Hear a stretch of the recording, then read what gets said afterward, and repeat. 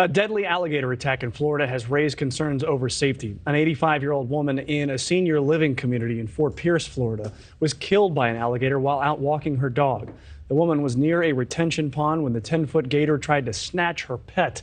Authorities say she was knocked to the ground and then dragged into the water by the alligator, who turned his attention from the pet to her. Alligator trappers eventually caught the reptile and put it down. According to the Florida Fish and Wildlife Conservation Commission, there were 53 alligator attacks in that state from 2017 to 2021, and 2 were fatal. You may remember when 2-year-old Lane Graves was killed by an alligator while vacationing at Disney back in 2016. Now, here to tell us some ways to prevent attacks like this from happening is U.S. Coast Guard Captain and Gator Guide Kevin Brotz from Get Bit Outdoors. The goal here is, though, to not get bit. And I have to ask you, I was going to ask you, how do you avoid encounters with alligators? But I think the goal is to just stay away from them in general.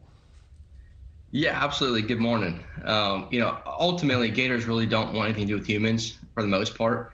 But we do find a common sense of safety and draw to water as humans, right? And unfortunately, when it comes to water in Florida, most bodies of waters do have gators in it, or will at some time.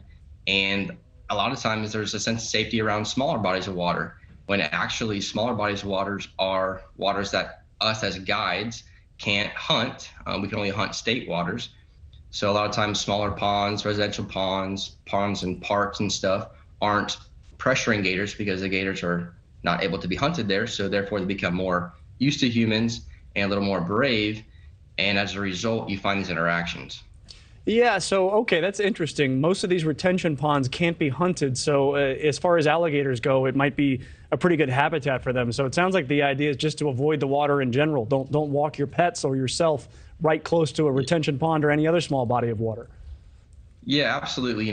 Water in itself is a magnet for gators, and unfortunately with people, it's a magnet to us as well. But yes, especially in the mornings and in the evenings, and that's when they're in their feeding mode. Stay away from bodies of waters by then.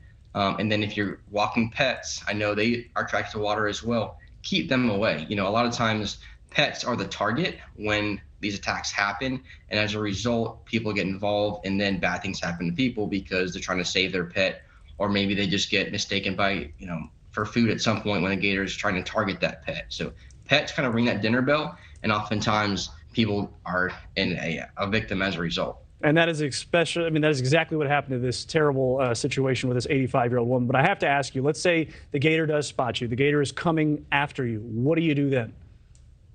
I would turn, I wouldn't turn my back, but I would quarter away and move quickly away from it. Gators typically want nothing to do with you. Usually I'm using binoculars like these to go find a gator, right? So ultimately, gators have a natural fear of human, especially where we're able to hunt them. So ultimately, they should not pursue you. If they do, you should have time to get away. Ultimately, as well, they're natural hunters, right? So they make their living by hunting. Give yourself that room, give yourself that space so that you can get away if by chance you do see one that seems to be curious. And don't go where people feed gators. It's a common known fact, and it's very true. A gator that is a fed gator is a dangerous gator because he now does not have that natural fear of humans. All right, that is Captain Kevin Brotz. We thank you for joining us today.